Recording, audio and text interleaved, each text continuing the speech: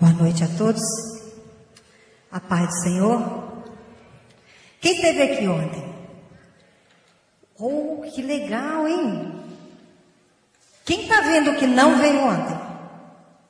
Poucas pessoas, a maioria veio ontem também. Isso é bom demais, né? Confirmação de Deus, assim, do trabalho que a gente decide fazer. Muito bem, amados. Ontem nós falamos... Deus falou com você ontem? Amém? Tenho certeza que Deus vai falar comigo e com você essa noite também. O propósito nosso aqui é crescer, aprender, ser melhor com a palavra. Não é verdade? A gente pode ouvir... Às vezes eu fico pensando assim, quantas mensagens nós ouvimos durante o ano inteiro? Se você só vem num culto de domingo na igreja e fizer a conta do ano inteiro, quantas mensagens você ouve só no culto de domingo? São muitas mensagens, não são? Agora imagina, avalia o quanto você mudou de um ano para cá. Às vezes a gente não confere essa soma, não é? Às vezes de um ano para cá a gente mudou tão pouco. Então, que efeito fez a palavra? O objetivo da palavra é transformar a vida da gente. A gente não vem no culto para ouvir uma palavra e dizer assim, olha, eu ouvi uma boa palavra. A gente tem que ouvir uma palavra que muda a vida da gente. Amém? E eu espero que a palavra de ontem possa mudar a sua vida, porque ela fez efeito na minha, e que a palavra de hoje também, que você saia daqui hoje, não só entendendo o seu temperamento, porque a maioria das vezes quando a gente fala de temperamentos, a gente fala sobre um conhecimento da gente mesmo, não é? Você vai entender um pouco melhor de você. Mas quando eu estava fazendo esse estudo, a visão que Deus me deu foi um pouco diferente. É lógico, você vai aprender a conhecer você vai saber mais de você, mas você vai conhecer o outro. E eu gostaria que você prestasse atenção sobre uma coisa que Deus me chamou muita atenção dentro disso, à medida que eu estava estudando sobre isso na Bíblia. É como Deus é um só, é justo, mas Ele é diferente com cada pessoa. Deus é justo, mas com cada um Ele lida de um jeito diferente. Isso mostra para a gente que a gente precisa aprender a lidar com o outro, conhecendo o outro. Porque com cada pessoa você vai lidar de um jeito diferente. Amém? Então o objetivo é a gente conhecer melhor o outro, se relacionar melhor. E assim a gente vai ter uma vida de qualidade, como é o propósito desse seminário. Amém? No livro de Gênesis, Deus ensina o homem, dá ao homem a liberdade de dominar sobre todas as coisas, não é? Deus deu ao homem o domínio sobre tudo que existe, sobre os animais da terra, do mar, sobre tudo que há. E o homem tem levado muito a sério essa história de dominar, não é? Tanto que tem dominado até fora da terra, não é isso? Então foi uma coisa que eu acho que veio de encontro mesmo aquilo que o homem gosta, dominar. Só que Deus deu também uma ordem, uma indicação para que a gente dominasse também o universo dentro de nós. Não só o universo do lado de fora, mas o universo interior. Por isso a Bíblia fala de domínio próprio, por isso a Bíblia fala conheça a si mesmo, examine o homem a si mesmo, não é verdade? Então, a gente também precisa conhecer esse universo interno. Hoje a gente vai conhecer um pouquinho mais sobre esse universo interno. Existem temperamentos diferentes. Nós somos diferentes. Eu acompanho alguns casais e muitas vezes ouvi, não é, pessoas dizendo assim, como que eu posso viver com essa pessoa se ela é tão diferente de mim? Todo mundo é diferente de todo mundo. A gente pode ter algumas coisas parecidas, mas no fundo a gente é diferente de todos, não é assim? Mas tem algumas coisas que são comuns a gente. Então hoje você vai aprender algumas coisas que são comuns e algumas coisas que são muito diferentes. E como é difícil lidar com o diferente. O diferente muitas vezes parece anormal para a gente. Se você é uma pessoa muito agitada, o calmo você chama de lerdo. Não é? Porque você é agitado, o calmo é lerdo. Não é? O calmo, porque é devagar, vê o outro muito agitado, ele chama de estressadinho, neurótico. Não é isso? Porque o estranho, o diferente, Parece normal. É como se a gente fosse a forma e o outro deu errado. Não é isso? Então eu quero falar com você hoje a respeito de 4 temperamentos que vão servir de base para a gente entender um pouquinho melhor quem a gente é e quem o outro é. Esses temperamentos, não adianta você ficar escolhendo aí qual que é o melhor não, tá? Porque temperamento é herdado. Você nasceu com ele, isso é herança genética, tá? Então a gente nasce com temperamento. Quem tem mais de um filho aqui, levanta a mão. As mulheres, você percebeu na gravidez a diferença de uma gravidez para outra? Quem percebeu? Tem diferença, não tem? Tem diferença de um neném para o outro. Ele pode ser recém-nascido, mas não tem diferença no comportamento dele? Um é calminho demais, o outro berra quando quer comer e ai de quem não der na hora. Não é assim? Você já vê o temperamento desde quando é bem nenenzinho. Então a gente nasce com essa diferença de temperamento. Então não adianta você reclamar, ah, não gostei desse temperamento, quer mudar para o outro. Não tem chance, querido. A gente pode aprimorar o nosso temperamento, como a gente vai ver aqui, a gente pode cuidar desses pontos negativos do nosso temperamento, mas não dá para trocar. E não dá para descobrir qual é o melhor. Porque na verdade, todos os temperamentos têm pontos positivos e pontos negativos. Todo tem um lado muito forte, todos têm fraquezas, para a gente poder aprimorar. Então eu quero falar do primeiro temperamento, são 4, você vai encontrar característica dos 4 na sua vida. Eu vou te dar depois um site, tá? Onde você vai chegar em casa, vai entrar na internet e vai fazer um teste, tá? Pode, se você quiser gravar, depois você pega um cartãozinho ali, elisabethpimentel.psc, P de pai, S de sapo, de psicologia, psc.com.br. Você vai fazer um teste, na mesma hora vai sair a porcentagem de cada temperamento que você tem. Qual a porcentagem de cada um? A gente tem um pouquinho de cada um, mas tem um que prevalece. Um temperamento, você tem ele com bastante características, tá bom? Você faz em casa sozinho, para você ser honesto, viu, querido? Não faz perto dos outros, não, senão você vai querer responder de acordo com o que é conveniente. Então faz sozinho, que aí você vai descobrir direitinho quem é. E nós vamos fazer uma comparação com algumas pessoas que todos nós conhecemos, que são, né, os homens de Deus da Bíblia. Eu não conheço ninguém aqui, não adianta a gente falar de pessoas que a gente não conhece, nós vamos falar de personagens da Bíblia. Muito bem, o primeiro temperamento é o temperamento colérico, são 4. Colérico, sanguíneo, fleumático e melancólico. O colérico, querido, é uma pessoa muito ativa, muito prática, é aquela pessoa bem objetiva, uma pessoa disciplinada, muito organizada, é uma pessoa bastante persistente, trabalhadora, está sempre fazendo alguma coisa, tem uma visão muito ampla das coisas, tem uma visão lá adiante, termina um projeto, ela já está começando outro. São pessoas que têm muitas ideias, muitos projetos, né? Pessoas que buscam resultados rápidos, sabem solucionar problemas. Elas são motivadas pelo interno, elas sabem o que querem fazer. Não precisa ninguém ficar animando um colega. Ele se anima sozinho, certo? É uma pessoa que não se intimida por pressão. Se tiver um obstáculo, o colérico não para e reclama. Poxa, mas que pena, né? Não vou conseguir. Não. Ele olha para o obstáculo, eu vou passar por cima, eu vou fazer a volta, por olho, o que eu vou fazer? Eu vou derrubar, vou detonar, mas o obstáculo não segura um colérico, né? É um líder nato.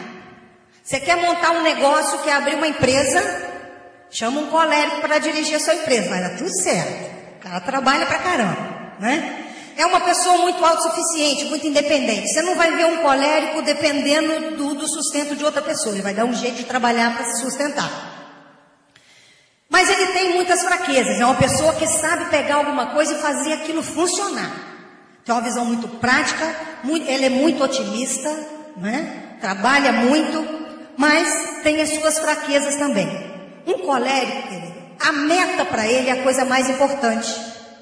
O alvo para ele é a coisa mais importante. Então, se ele não for um homem de Deus, se não for uma pessoa dirigida por bons valores, ele vai passar por cima de gente em função de objetivos. Porque as metas valem mais do que as pessoas.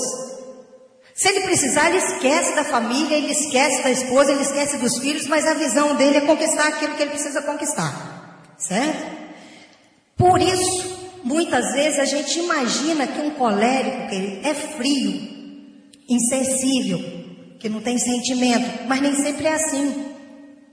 Não é que ele seja frio e insensível, é que ele não dá valor, ele limita, ele abafa os sentimentos para correr em função do alvo.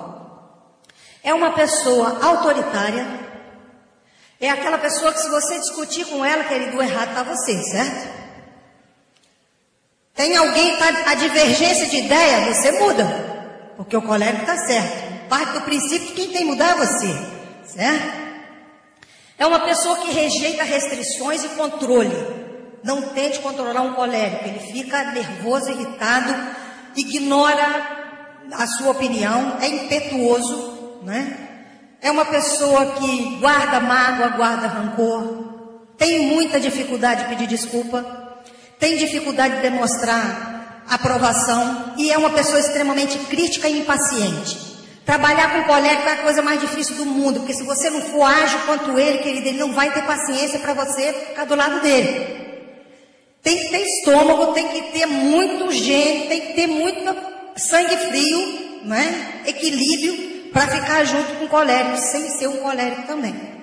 Porque ele não vai ter paciência para lidar com alguém devagar.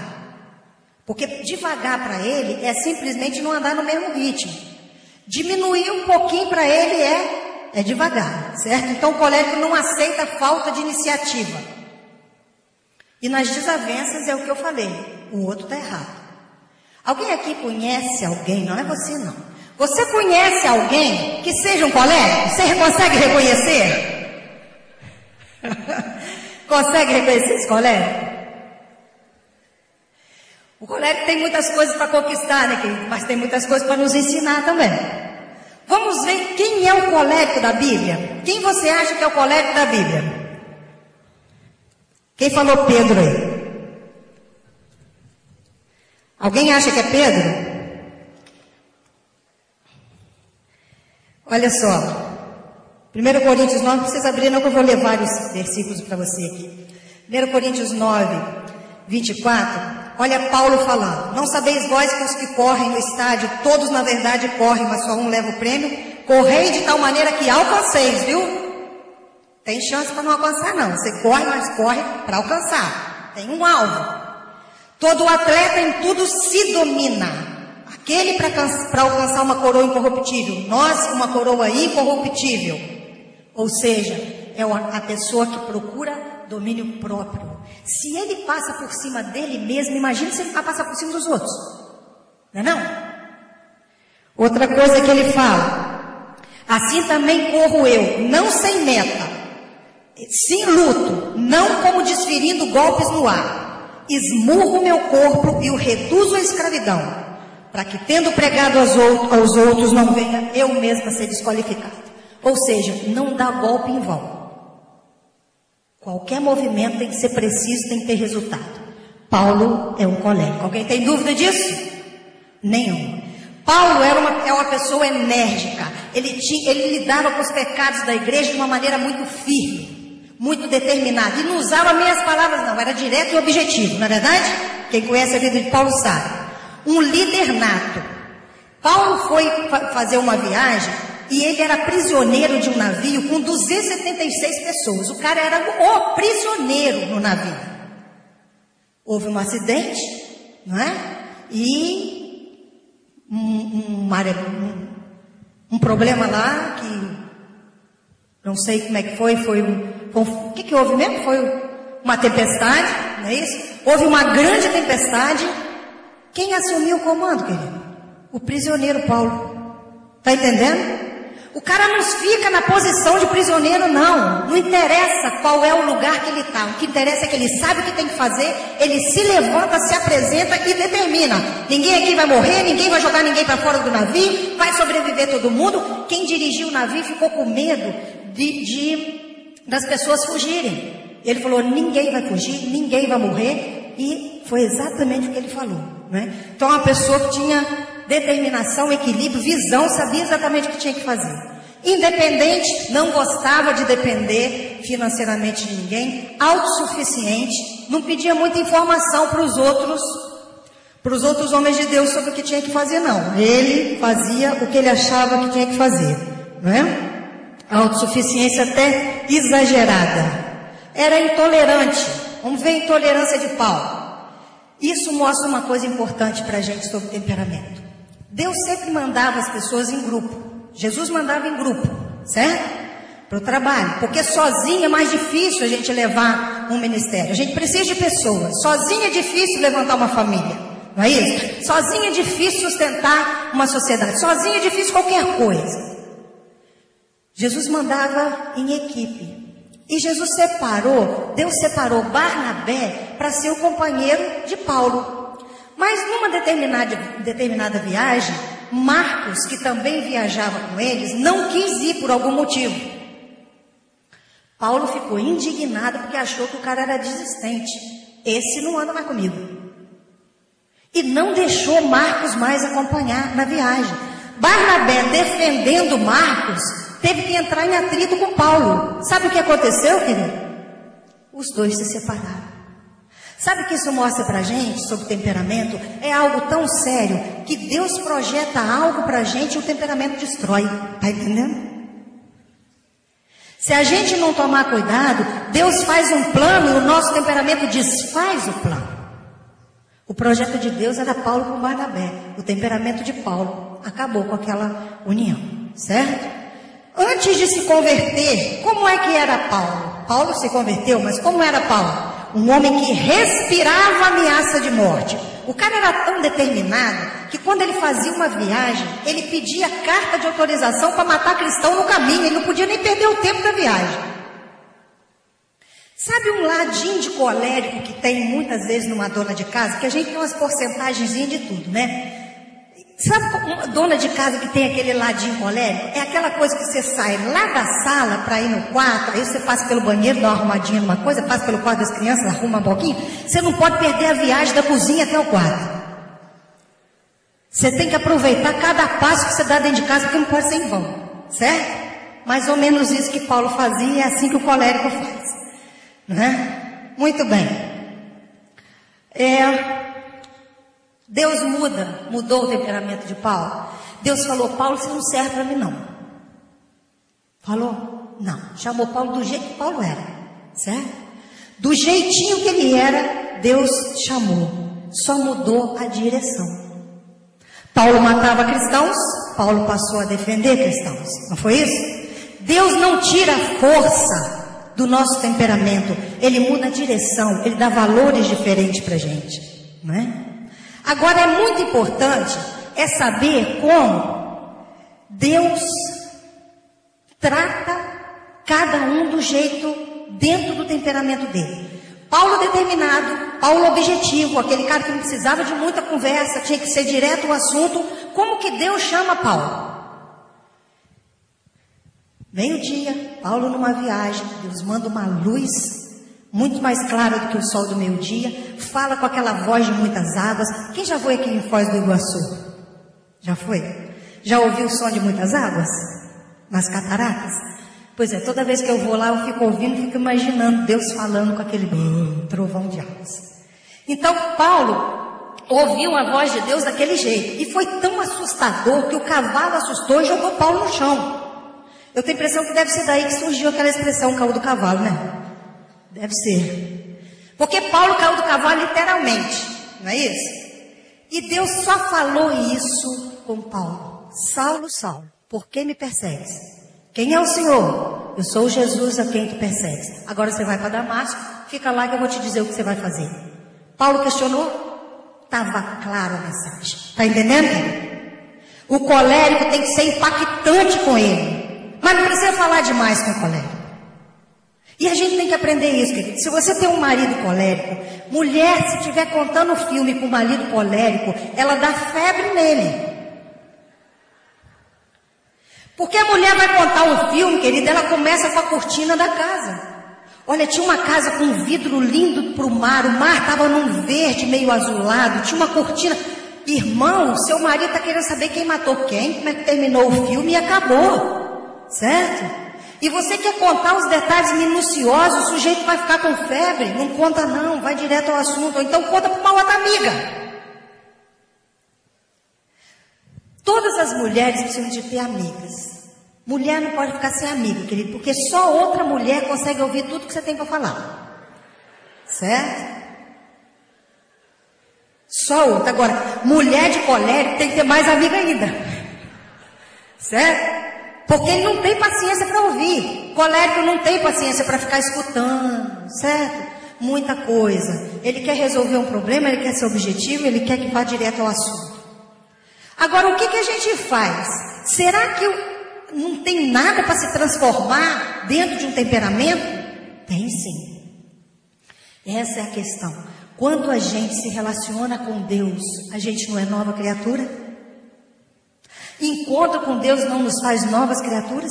Você não vai mudar de temperamento, querido, mas o ponto negativo do seu temperamento vai ser podado por Deus. Jesus nos faz nova criatura. No livro de Atos a gente vê um Paulo enérgico, que passava por cima de tudo para poder cumprir aquilo que ele colocava na cabeça para cumprir.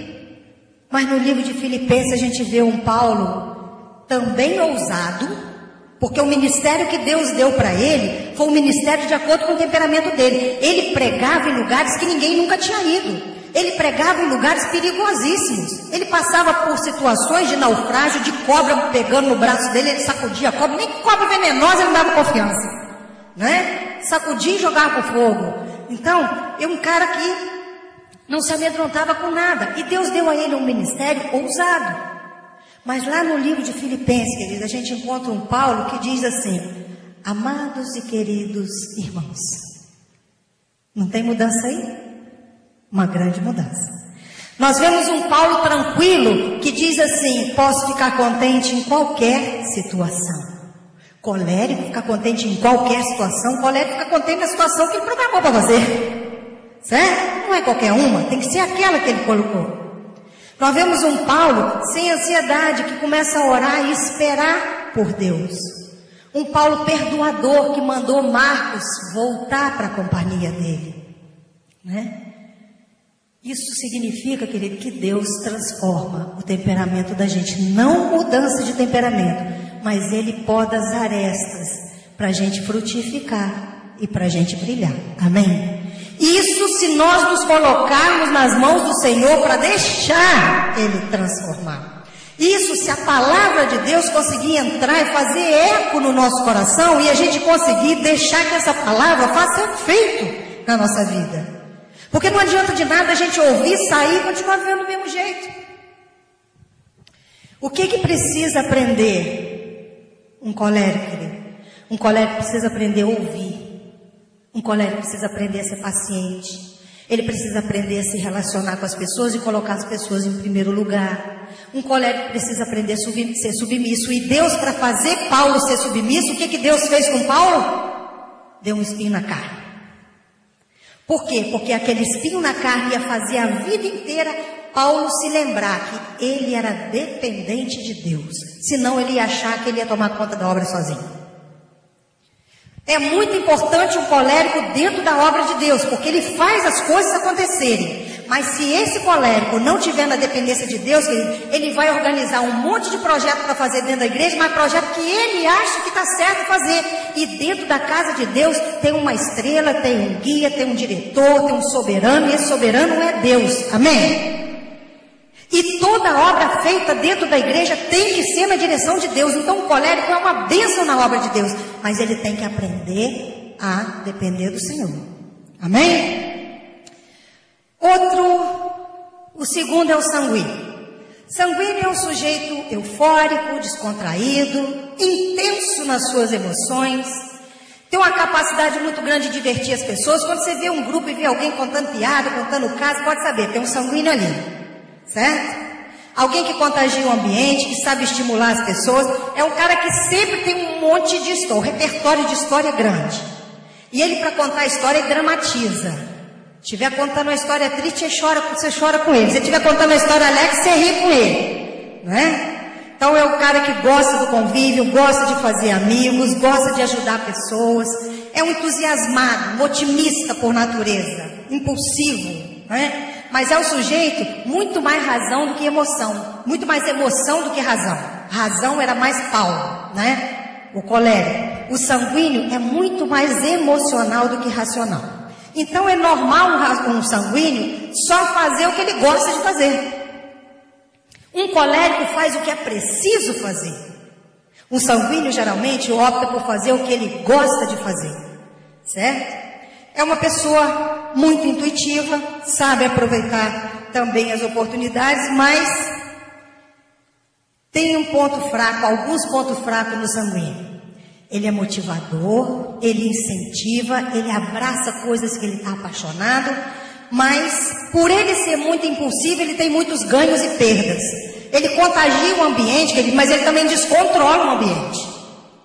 Uma mulher sanguínea, querida, ela pode contagiar se ela estiver muito bem, mas se ela estiver mal, só Jesus dá causa, né? Porque ela pode conseguir fazer com que a família toda fique nervosa, né? Quando chega em casa. É uma pessoa ativa, o sanguíneo, mas nem sempre produtiva. Por quê? Porque o sanguíneo é apaixonado demais por muitas coisas. Então ele se apaixona por um monte de coisa, mas não costuma levar muita coisa adiante. Às vezes não leva nenhuma adiante. Certo? Eu vou confessar aqui que eu tenho uma boa porcentagem de sanguíneo. Então quando eu assisto um filme, a minha filha já fala assim, pode esperar. Minha mãe vai terminar o filme e vai tomar alguma decisão. Se eu assisto um filme sobre dança, eu quero desligar e ir para a escola de dança. Certo? Uma vez, alguém aqui já ouviu um filme Escola de Rock? Chamado Escola de Rock? Quando eu ouvi esse filme, meus filhos eram adolescentes, tinha um grupinho de adolescentes na minha casa, colegas dela. Eu acabei de ver o filme, eu fiquei tão emocionada, tão entusiasmada, tão motivada, que eu falei assim, gente, vamos montar uma banda. Fulano, você toca piano, fulano, você toca violão, e não sei, e eu fiz aquela festa, e a minha filha olha para mim, menos, mãe, menos, né? E acabo, não montei banda, não entrei na aula de dança, entendeu? Então é aquela coisa de motivar, mas não leva a coisa adiante, né? Por isso, o sanguíneo muitas vezes é desorganizado e pouco prático. E aí ele gasta muito tempo com empolgação e por não se organizar, gasta tempo demais e produz pouco. Sanguíneo é uma pessoa que muitas vezes ele fala antes de pensar. Fala muito e tira conclusões precipitadas e só vai ver depois que falou, né? Desperdiça muita energia. Não é uma pessoa preguiçosa, mas é uma pessoa que às vezes tem pouca concentração, porque assume milhares de coisas na cabeça, né? Sob pressão, o sanguíneo costuma soltar as faíscas dele na palavra, né? Não fere o sanguíneo não, que ele vai ferir na palavra. É uma pessoa comunicativa, mas é uma pessoa comunicativa que se precipita também. Quem você acha que é um sanguíneo na Bíblia?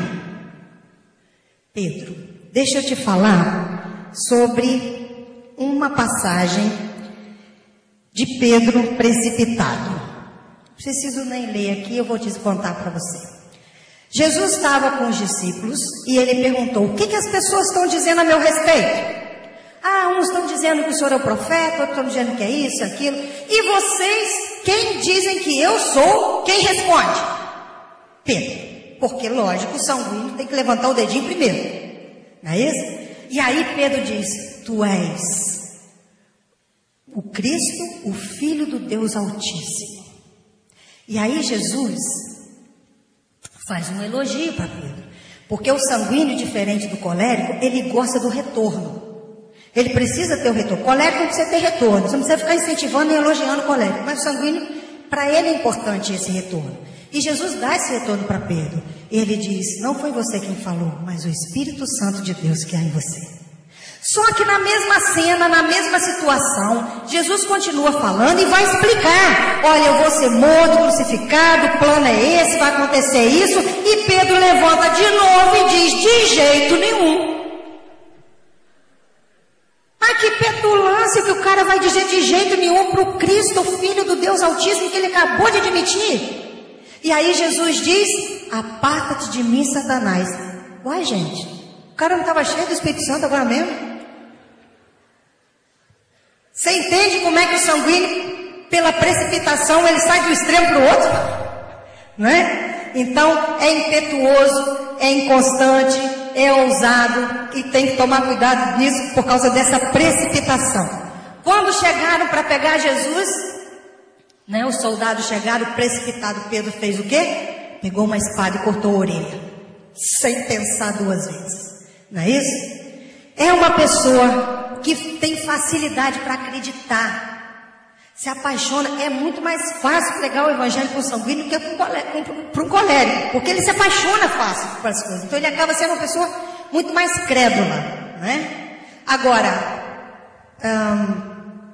como Jesus chamou Pedro, para mim, me encanta profundamente. Ah, sanguínea aqui, né? Me encanta com o drama. Me encanta profundamente a forma que Jesus chamou. Por quê? Porque mostra quanto Jesus tem habilidade com pessoas. E é esse o ponto central que eu queria passar para você e para mim essa noite. Nós precisamos ter habilidade para conviver com as pessoas. E nós temos pouca habilidade para isso. Jesus chamou Pedro da seguinte forma. Ele deixou Pedro pescar a noite inteira e não pegar nada. Não foi? Pedro estava todo pescador, querido, que passa a noite toda pescando e não pesca nada, está frustrado. Aí Jesus chega de manhã e fala assim, joga a rede para o outro lado. O crédulo, sanguíneo, diz, Senhor, eu não pesquei nada a noite inteira, mas o Senhor está falando, eu vou jogar. E ele jogou a rede do outro lado. E aquele barco ficou tão cheio de peixe, as redes quase se estouraram de tanto peixe, não foi assim? E aí o barco ficou inundado de peixe, ficou aquela multidão de peixe. O que aquele pescador devia estar sentindo ali? Principalmente porque era sanguíneo. Coração explodindo, entusiasmadíssimo, empolgadíssimo, não foi? Aí o que Jesus faz? Associa aquela situação ao ministério dele. Agora vem comigo porque você vai ser pescador de homens. Não é bonito isso, gente? É muito lindo. Essa habilidade que a gente precisa ter. Então, querido, se você vai apresentar um projeto para um colérico, você chega ao objetivo e fala, ó, se a gente tem que fazer isso para produzir isso em tanto tempo, certo? Dá uma visão prática. Mas se você vai chegar para um sanguíneo, querido, chega com o coração entusiasmado. Olha, a gente tem uma obra para fazer. E ele chega entusiasmado, chega cheio de emoção, porque ele fala com a emoção. Jesus usou emoção para falar com Pedro. E aquilo tocou tão profundamente que foi exatamente o que Pedro fez. Pedro pregava e multidões se convertiam. Não é verdade? Jesus não errou quanto ao sanguíneo. Agora, houve alguma transformação na vida de Pedro? Houve. Aquele Pedro desorganizado, indisciplinado, teve, em alguns momentos, a Bíblia fala, principalmente no livro de Atos, capítulo 3, fala que Pedro tinha um compromisso diário de oração. Passou a ser um cara organizado, disciplinado. A respeito da questão da incircuncisão, Deus mandou uma visão para Pedro. De um lençol vindo do céu com vários animais. Se você ler a forma que Pedro contou essa visão de Deus, você vai ver um professor. A didática com que ele fez aquilo foi de alguém extremamente organizado. Não é uma mudança, querido? Passou a ser uma pessoa segura, uma pessoa cautelosa, mas não perdeu a paixão pela obra. É essa paixão, é isso que Deus manteve. Então, Deus mantém o quê? O nosso lado bom. E Ele corrige, Ele pode, Ele melhora aquele ponto positivo. Então, seja entusiasmado, querido. Agora, o que o sanguíneo precisa aprender? Precisa aprender a ser persistente, precisa aprender a ser disciplinado, precisa aprender a refletir antes de agir, precisa aprender a pensar antes de falar, administrar o tempo. Mas o sanguíneo também nos ensina uma coisa muito boa: ser envolvente apaixonado pelo que a gente faz, ser sincero e ser transparente. Amém? Muito bem. Agora eu quero falar para você sobre o melancólico. Que na verdade o melancólico, para mim, são pessoas que eu conheço muito de perto, porque no meu consultório eu lido muito com melancólicos. E as características do melancólico são bastante fortes, né? O melancólico é uma pessoa muito organizada, muito correta, muito paciente, diplomática, é um bom ouvinte, é uma pessoa muito competente, muito séria, muito trabalhadora. É a pessoa que tem a natureza mais criativa. Agora, ele vive numa intensa atividade cerebral. O melancólico pensa demais, é sensível demais, cuidadoso demais, perfeccionista demais. Se o melancólico chegar num lugar, tiver numa casa com a parede cheia de quadro, que ele tiver um quadro torto, o melancólico vai ficar angustiado enquanto ele não for lá e botar o quadro no lugar. Certo? Porque incomoda o melancólico ver algo fora do esquadro, porque ele tem uma sensibilidade para a arte, ele tem uma sensibilidade para a estética muito grande, então é um apreciador de arte. Grandes gênios da história foram melancólicos, grandes artistas e pintores foram melancólicos, certo? Então é uma pessoa muito criativa que tem muita capacidade. O padrão do melancólico, ele é alto demais. Ele é exigente, ele é detalhista, chega a ser obsessivo. Porque precisa de colocar tudo no exato lugar.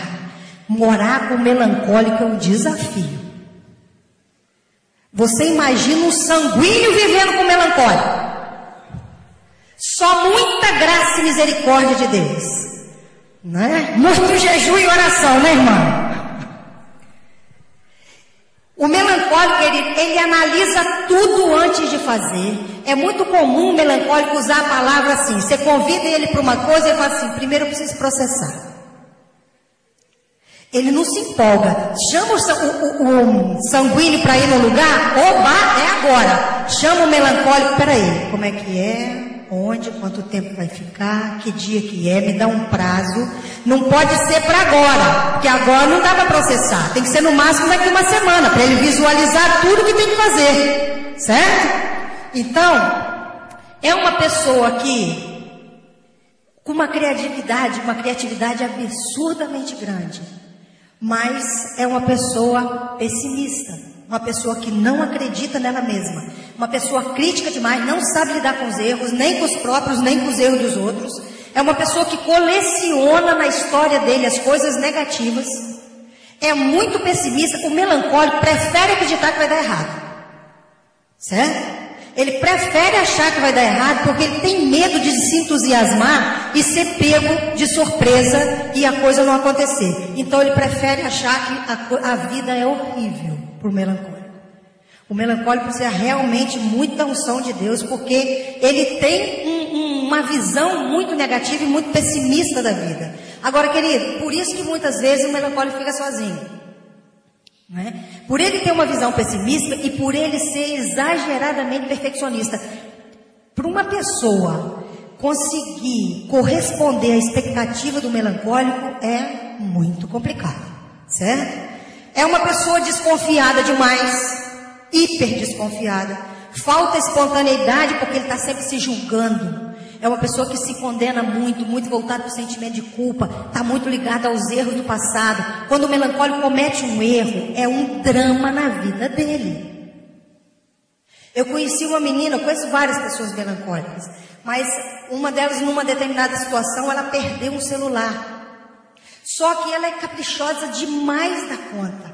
E ela cuidava daquele celular com o maior carinho do mundo. Quando ela perdeu o celular, ela entrou numa crise terrível, parecia que tinha morrido uma pessoa. Porque como ela podia perder o celular se ela era tão caprichosa, tão atenciosa? Então é uma pessoa que não sabe levar uma situação de um jeito mais light. Apesar do grande esforço de um melancólico, ele nunca acha que tem capacidade para fazer bem feito. Tem dificuldade de delegar poderes, porque ele desconfia que os outros vão fazer errado. Então ele pega para fazer para garantir que vai dar certo. É uma pessoa que tem muita preocupação com a questão espiritual e física. Tanto que é muito comum um melancólico ser hipocondríaco. Porque somatiza demais as coisas, acaba tomando muito remédio. Né? Desperdiça muito talento com angústia, né? Com crise existencial. Fica numa interminável análise de si mesmo. É comum melancólico ter úlcera de estômago. Porque pensa exageradamente. Parece calmo. O melancólico parece calmo, mas tem hora, querido, que ele acorda irado. Ele acorda com uma raiva que ele não sabe de onde vem. Eu ouvi muitas vezes melancólico falando assim: olha, eu acordei que se passasse alguém na minha frente, coitado dele, porque eu ia bater. Não é fácil viver com um melancólico, mas vou dizer uma coisa para você: ser um melancólico é muito difícil. Eu ouvi várias vezes um melancólico dizendo: estou cansado de mim mesmo, eu queria uma folga de mim, eu queria descansar de mim. Porque ele não faz isso porque quer, ele não pensa exageradamente porque quer, o alto padrão de qualidade não é porque ele quer, é a visão que ele tem do mundo, é assim que a mente dele funciona. Está entendendo, querido? Agora vamos entender como Deus lida com o melancólico, e isso eu queria que você abrisse a sua Bíblia, porque tem uma coisa muito especial aqui para gente. Eu queria que você abrisse aí. Primeiro eu queria saber se você desconfia de um melancólico na Bíblia. Moisés. Agora acompanha comigo. Deus chamou Paulo em 3 versículos. Um versículo, 3 linhas da Bíblia. Deus chamou Pedro em 3 linhas da Bíblia. Deus chamou Moisés em 2 páginas da Bíblia. Certo? Para convencer Moisés, eu queria que você acompanhasse comigo, porque se você tiver com um melancólico vivendo com você, você tem que entender como Deus, a característica de Deus mais importante para lidar com o melancólico: paciência. Muito amor e paciência. Alguém aqui conhece alguém melancólico, querido? Pode falar, não falei mal do melancólico, não, é artista. Certo? Tem uma produção artística fenomenal. Eu conheço melancólico que aprende qualquer coisa que quiser aprender, são inteligentíssimos, mas sofrem demais. Então abre a sua Bíblia aí e acompanha comigo. Deus foi chamar Moisés, certo? Deus foi chamar Moisés. Oi? Êxodo. E todo mundo quer saber agora, né? Como é que foi? Êxodo 3. É uma aventura, viu, gente? Prepara porque é uma aventura. Êxodo 3. Estava lá Moisés alimentando o rebanho. Primeira coisa, querido. Moisés ficou 40 anos no deserto e não reclamou. Sozinho. Só cuidando das ovelhinhas. E para cuidar das ovelhinhas devia ser muito bom, porque elas eram obedientes, fazia tudo que ele mandava. Ele era muito melhor do que lidar com gente. Certo? Moisés conseguiu ficar 40 anos ali cuidando das ovelhas. Muito bem. Então, apareceu o anjo do Senhor numa chama de fogo, né, numa sarça que não se consumia. Chamou a atenção de Moisés. E aí, como que Deus falou? Moisés, Moisés. E ele disse: eis-me aqui. Aí Deus vai explicar para Moisés quem ele é. Já apareceu no fogo que não se consumia, mas tinha que dar uma explicação. Olha, Moisés, eu sou o Deus do teu pai, eu sou o Deus de Abraão, eu sou o Deus de Isaac, eu sou o Deus de Jacó, certo? Aí ele vai explicar o motivo dele aparecer. Olha, Moisés, eu vi a aflição do meu povo que está lá no Egito, que está orando por mim há muitos anos, papapá. Eu desci para livrar esse povo da mão do Egito e levar eles para uma terra muito boa, uma terra, olha a explicação, querido. Olha, fica tranquilo, viu, Moisés? É uma terra que manda leite e mel. Sabe que terra é essa? Sabe aquele lugar? O lugar do Cananeu, do Eteu, do Amorreu, do Ferizeu, do Heveu, do Jebuseu. Certo? O clamor desse povo chegou até a mim. Explicou tudo bonitinho e disse: agora, Moisés, vem que eu vou te enviar para tirar o meu povo daquele lugar. Me diga uma coisa, Paulo não iria não? Na hora. Moisés ia falar assim: meu Deus, olha só a incumbência que Deus me deu, ia correndo. Vamos ver, Pedro, desculpa. Agora o que Moisés fez? Depois de toda a explicação detalhada, aí Moisés diz: quem sou eu para ir falar com o faraó? Quem sou eu? Ele viveu 40 anos lá com o faraó, não foi? Ele estudou nas melhores escolas do Egito. Ele sabia tudo. Ele tinha habilidade para estar no meio daquele povo. E ele disse: quem sou eu para estar ali? Tudo bem. Deus respira fundo, pacientemente, vai explicar para ele. Certo? Então, seguindo aí, Deus diz: olha, Moisés, se preocupa não. Eu vou ser contigo, Moisés. Tá? Eu serei contigo. Vou te dar muitos sinais, danado. Aí disse Moisés a Deus. Olha como o melancólico sempre olha para o futuro achando que uma coisa dá errado. Moisés fala para Deus: tá, Senhor, então tá.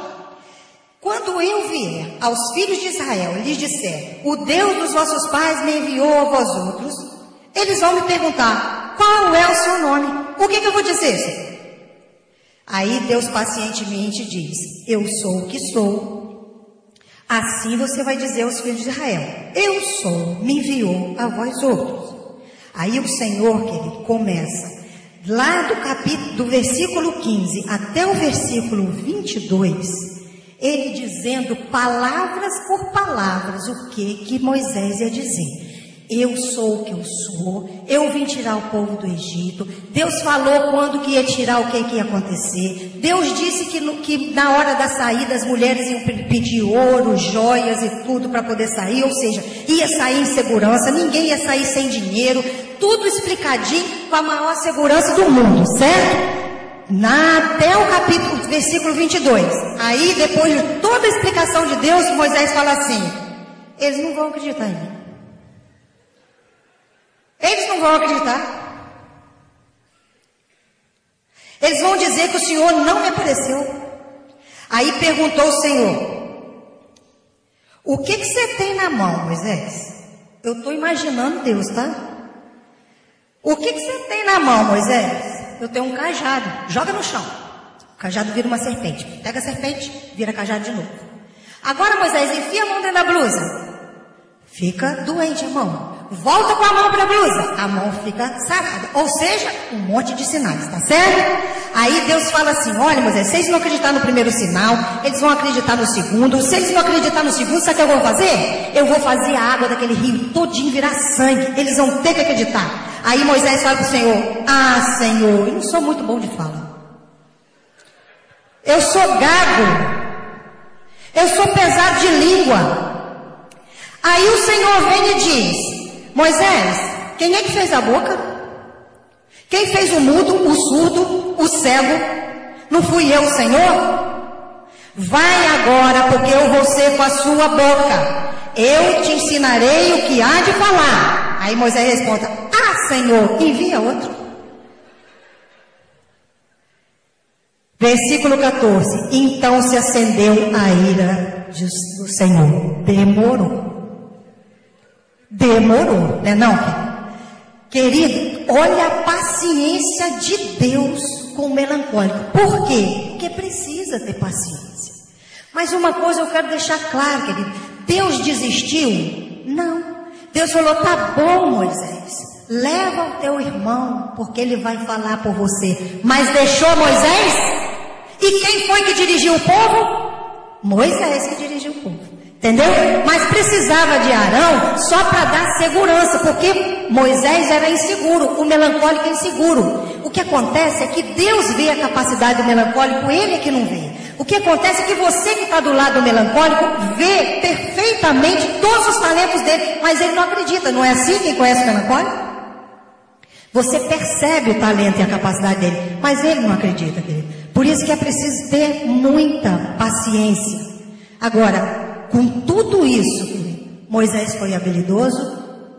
Moisés precisava de um perfeccionista para supervisionar a construção de cada peça do tabernáculo. Precisava de um perfeccionista minucioso, querido, para organizar e registrar todos os detalhes da lei. Está entendendo? Sabe o que significa isso? Significa, querido, que todos nós temos um lugar na obra do Senhor. Não adianta você falar, eu não tenho um dom para isso, eu não dou para aquilo, eu não tenho um talento para aquilo outro. Se dispõe, se coloca para o Senhor, Ele vai achar um lugar para você dentro da obra, ninguém está fora dela. Amém, irmã? Você pode olhar para você e não reconhecer o seu talento, mas Deus fez você. E Ele diz que desde que a gente estava sendo formado no ventre, Ele já estava ali colocando os dons e os talentos. Acreditando você ou não, os dons estão ali. É só você se colocar que Deus vai aprimorar. Ah, mas eu não tenho poder nenhum para fazer isso. Mas não precisa ter, querido. O poder Deus já tem de sobra. Você não precisa ter poder, eu não preciso ter poder. A gente só precisa ter disposição de se colocar. Amém, irmãos? Moisés se modificou, conseguiu superar uma série de obstáculos. E ele levou aquele povo por 40 anos no deserto. E não deve ter sido brincadeira chegar a fazer tudo isso. Amém? Deus enxergou. Deus pode ver em você todo o talento que você tem, porque quem colocou foi Ele. Então, para lidar com o melancólico, tenha paciência. Quer apresentar um projeto, quer convidar um melancólico para alguma coisa, vai devagar, querido. Vai calmo, vai sereno. Vai tranquilo. Se você é um sanguíneo, respira fundo antes de falar com o melancólico. Controle o seu sistema nervoso, a sua empolgação e chega sereno. Certo? Apresenta com muito cuidado, com detalhes, dá a ele segurança sobre a situação. Se você chegar todo empolgado para o melancólico, de cara ele vai dizer, não quero. Ficou festivo demais, é incerto, é inseguro. Entendeu? Então não adianta festa com melancólico. Adianta calma, dá tempo, deixa ele absorver as coisas e tenha muita paciência. Não queira entusiasmar o melancólico para a vida, querido, porque ele enxerga a vida de maneira negra. Vai dar tudo errado, ele tem certeza disso. Então não adianta você chegar e vai dar tudo certo, vai dar tudo... Calma, deixa ele com o pensamento dele. A gente precisa ajudar o melancólico com a nossa paciência.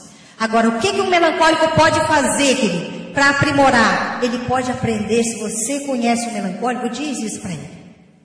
Ele precisa aprender a sair de dentro dele. Ele precisa cuidar de outras coisas, ele precisa cuidar de outras vidas, ele precisa pensar em outras pessoas, porque ele fica voltado demais para dentro dele mesmo, ele se julga, se critica, se examina, pensa demais.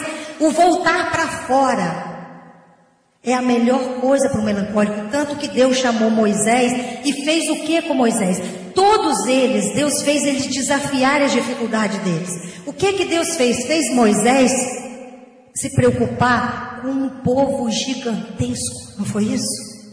Quanto Moisés teve que sair de dentro dele para se preocupar com todo aquele povo? Aquilo deu equilíbrio na vida de Moisés.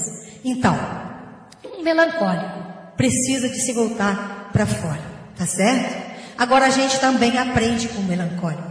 Você aprende a viver com excelência, você aprende a ser fiel, você aprende a ser organizado, você aprende a dar valor às coisas que são corretas e certas, porque ele é perfeccionista, ele é correto e certo ao extremo. Todos eles têm alguma coisa para nos ensinar, todos eles têm alguma coisa para aprender. Amém? O último é o fleumático. O fleumático, querido, na minha opinião, não que seja melhor do que os outros, todos eles têm pontos positivos e negativos, mas no relacionamento eu acho que é a pessoa mais fácil de lidar. Por quê? O fleumático é uma pessoa amável, compreensiva, né? Diplomática, é o cara do bem, é o bem-humorado, engraçado demais, mas é aquele engraçado. Eu não sei se essa pessoa que eu vejo na televisão é assim, mas aparenta muito ser assim. A imagem dele é assim. Você conhece o Danilo Gentili? Aquele humorista? Ele é passivo, ele é calmo, né? Ele fala, você ri, não faz esforço, né? Parece que está falando, né? A pessoa, o fleumático, é a pessoa que fala manso, calmo, e ele consegue ser muito engraçado. Ele faz graça do dia a dia, das coisas do dia a dia. E ele é de um jeito tão espontâneo que te surpreende o tempo todo. O meu pai é fleumático. E a gente ri muito com ele. Uma vez eu estava na minha casa, no interior, na casa dos meus pais, perto de onde você foi, Itaperuna. Você foi na atividade, não foi? Então, eu estava na casa dos meus pais e a gente almoçando, meu pai comendo carro, quietinho. Aí, de repente, ele para, olha pro garfo e fala assim: esse arroz aqui, cozido, deve ficar bom, né? Ele não critica e diz que o arroz está cru, entendeu? Esse arroz cozido deve ficar bom. Então, a gente enrola de rir com todas as coisas que ele fala. Mas é tão natural que nem ele sabe que ele está sendo engraçado, né? Mas é a pessoa da paz, né? É o bom ouvinte, é o bom conselheiro, é a pessoa ponderada, é aquela pessoa que joga pro time, né? E tem um autocontrole muito bom, procura ter autocontrole, é uma pessoa passiva mesmo, coerente, analisa muito as coisas. Ele é um líder nato, mas ele não se apresenta. O fleumático é aquela pessoa que, se você se organizar aqui para fazer um evento, ele vai ficar esperando. Vai ficar esperando provavelmente um colérico se levantar e dizer que dá conta do recado. Certo? Ele sabe como fazer, ele pode fazer, mas ele não vai se apresentar assim. Ele vai esperar para ver se alguém faz. Então, é a pessoa que se economiza, sabe? Aquela pessoa que poupa energia. Alguém conhece o fleumático? Conhece, gente? É a pessoa que procura manter a emoção sob controle, né? Não é uma pessoa impulsiva, não é uma pessoa exibicionista. Não assume mais trabalho do que pode levar, porque ele tem muito medo de falhar também. Ele trabalha com perfeição, mas ele não é uma pessoa perfeccionista. É um conservador. Fleumático tem medo de mudança. Fleumático é aquela pessoa assim. Se você tiver um fleumático em casa e falar assim: vamos mudar os móveis de lugar, vamos fazer um ambiente novo nessa sala, ele vai falar assim: pra quê, gente? O sofá tá aqui, dá para sentar, a televisão tá ali, dá para ver, vai gastar uma energia nova. Não faz sentido, né? Ele não encontra sentido em gastar energia à toa, né? Então é uma pessoa que realmente evita conflito a qualquer preço. O fleumático, se você começar a debater com ele, o debate ficar muito difícil, ele fala assim: você tem razão. Entendeu? Sabe que você está certo? Ele deixa para lá. Conhece o fleumático, não? Conhece? Pois é. Fácil, né? Lidar com a pessoa assim eu acho mais fácil. É uma pessoa que passou pela sua cabeça alguém na Bíblia como fleumático? Não? Abraão. Abraão. Querido, Abraão, Deus, na vida de Abraão e na vida de todos eles, mostra como Deus nos desafia a lidar com as nossas dificuldades. Mas Ele nos desafia respeitando as nossas limitações. O Abraão, o fleumático, que não gosta de mudança, que tem medo de mudar, o que Deus falou para Abraão? Sai da sua parentela. Certo? Só que ele saiu, querido, mas levou o primo junto. Então, quer dizer, ele muda, mas não consegue mudar tanto assim. Não é isso? Medo do conflito. Como que a gente vê Abraão com medo de conflito? Passa numa terra onde tinha um rei, a mulher dele é bonita. Quer saber? Eu vou dizer que ela é minha irmã. Não vai dar encrenca. Entendeu, querido? O fleumático, por medo de conflito, ele faz coisas até absurdas. Só para evitar o conflito. O sujeito falou que a mulher dele era irmã dele, para não ter problema com o rei. Não foi?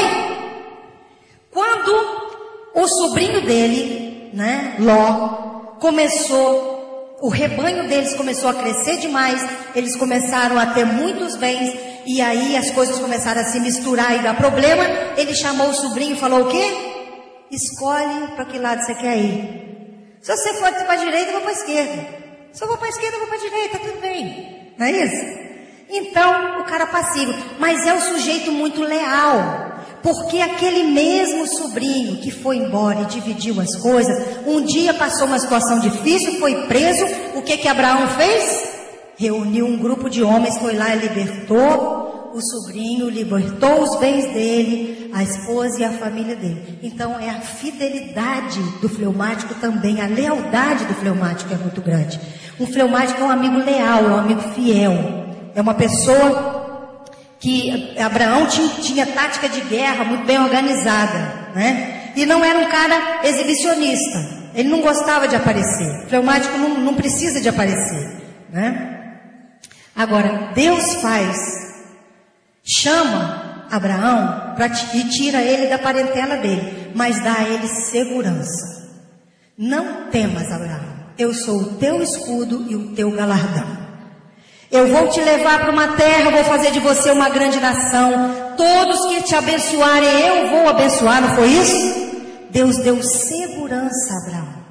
Então, amados, quando você está lidando com fleumático, querido, você tenha calma também para lidar com o fleumático. Não dê ao fleumático possibilidade de mudanças demais.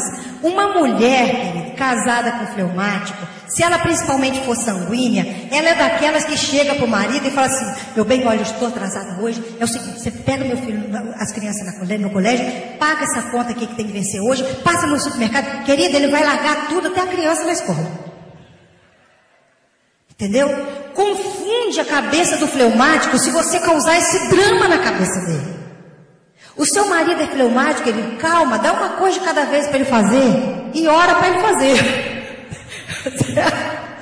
Entendeu? Agora, quando o marido é fleumático e a mulher é sanguínea, provavelmente ele vai deixar ela dirigir. Deixa ela fazer, entendeu? Ah, eu quero mudar isso aqui. Não, meu bem, você gostou? Tá ótimo, pode mudar. Eu quero pintar de azul. Bonito, gostei azul. Entendeu? Ele vai deixar ela levar a coisa, né? Mas a gente precisa aprender a lidar com o fleumático de uma maneira também tranquila, calma. Não exige grandes mudanças, querido, porque ele não vai fazer grandes mudanças ao mesmo tempo. Vai devagar.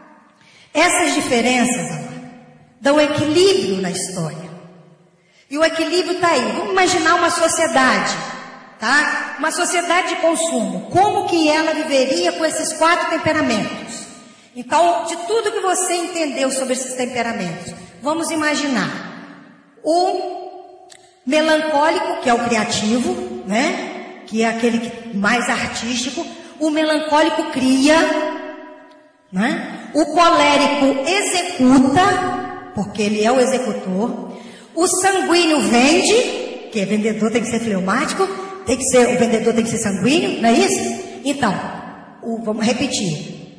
O melancólico cria, o colérico executa, o sanguíneo vende e o fleumático usufrui. Fechou, certo? Não precisa de todos?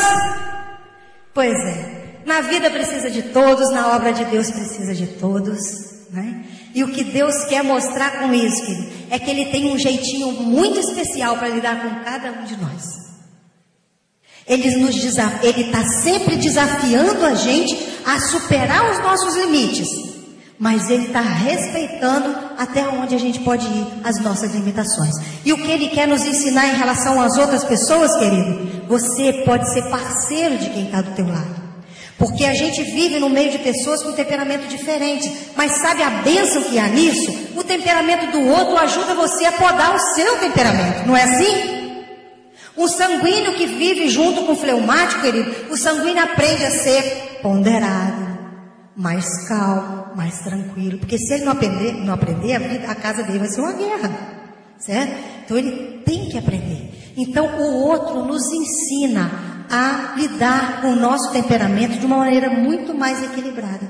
Então a outra pessoa que está com você e que é diferente, amado, ela não tem defeito, tá? Ela não está com defeito de fábrica. Ela é só uma pessoa diferente. Você aprendeu um pouco mais de você? Você aprendeu um pouco mais de quem vive com você? Isso ajuda muito, não ajuda, querido? Uma vez eu fiz um trabalho para um grupo numa igreja lá no Rio, de um dia inteiro a respeito disso. E aí um marido veio com a esposa e falou para mim assim: Elizabeth, você não tem noção do que o dia de hoje representa para mim. Eu sou casado há 15 anos com uma melancólica e não sabia. A minha vida até hoje foi um desespero, porque eu achava que a minha mulher era uma pessoa desequilibrada, doente, neurótica. Agora eu vou começar a viver com ela de uma forma diferente. Agora eu sei como lidar com a minha esposa. Então é isso que Deus quer que a gente faça. Que a gente olhe para o outro, querido, e entenda como que o outro é, para você se superar, para viver melhor com a outra pessoa. Assim a vida da gente pode ser melhor. Amém, amado? Deus falou alguma coisa com você essa noite? Então eu queria que você ficasse de pé para a gente orar.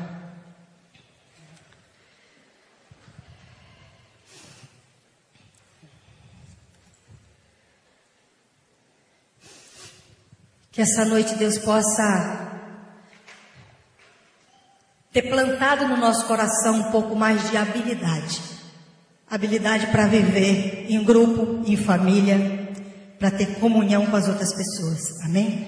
Coloca diante de Deus a sua força e se dispõe diante de Deus para ser usado dentro daquilo que você tem como força e como talento. Coloca diante de Deus as suas fraquezas, disponíveis para que Deus possa ter a liberdade para tratar dessas fraquezas. E pede ao Senhor a habilidade para lidar com a força e com as fraquezas das outras pessoas que estão em volta de você.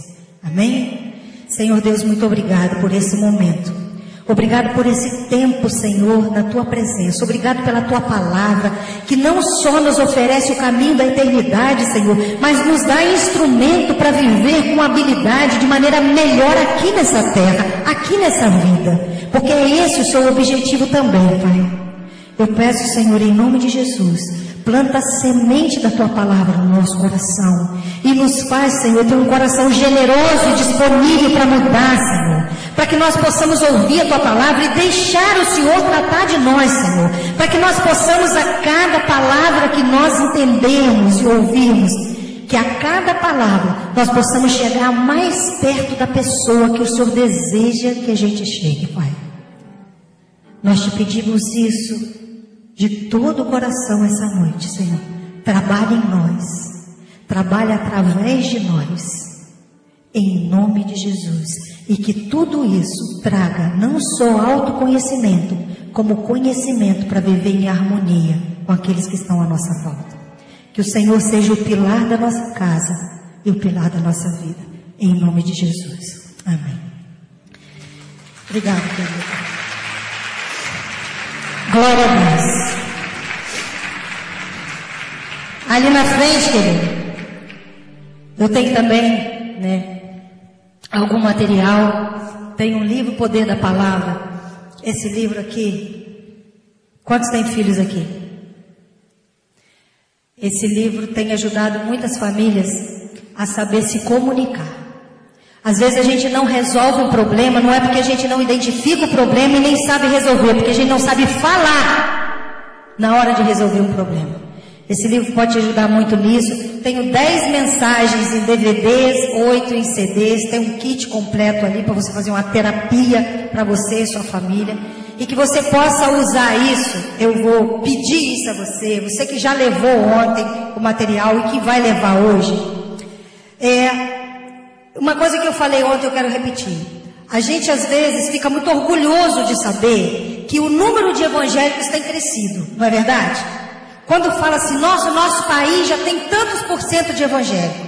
Eu também fico orgulhosa com isso. Só que eu gostaria de ver uma sociedade mudando por causa disso. E a gente não tem notícia de mudança nenhuma por causa disso. É só os números que crescem.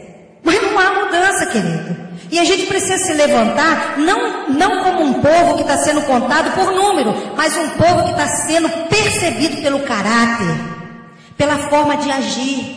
Para isso, amado, a gente precisa aprender a cuidar dos outros. Se você tem na sua família alguém que é resistente ao Evangelho, que é resistente à palavra de Deus, faz um cafezinho, um bolinho, chama essa pessoa para ouvir uma palestra de uma psicóloga. A armadilha é santa, entendeu? É armadilha, mas Deus vai abençoar, certo? E deixa Deus falar. Então, você que já levou, que vai levar, não usa só para você não. Se cada um aqui resolver investir na vida de uma pessoa, em um ano, quanta coisa a gente não vai fazer, não é verdade?